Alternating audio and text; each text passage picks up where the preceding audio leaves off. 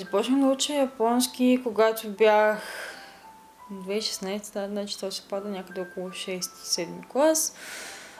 Преди това започнах да гледам анимета и си викам, нали, доста интересно ми се стори.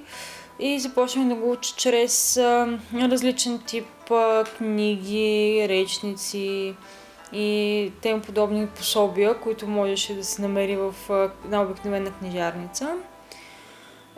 После моите родители решиха да ме заведат в Япония 2017 година и нали, до тогава го учих така съвсем свободно, без никаква учителска помощ и съответно родителите ми, както всеки родител, бяха доста скептични към това, че аз знам този език. Когато бяхме в Япония, се оправих доста добре и така след време, като почнах 8 клас, нашите решиха, че трябва да ме запишат на реални уроци по японски език. И вече 2 години и половина уча японски.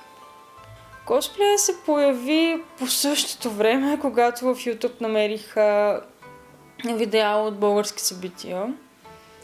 И реших, че това хоби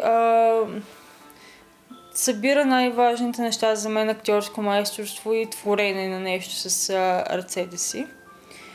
И когато влезнах в самото комюнити 2015-2016 година, наистина намерих място сред тези хора, защото всички правим едно и също, интересуваме се от ние и същи неща и се усеща като едно малко семейство, което с времето се увеличава още повече и става още по-красиво цялото това нещо.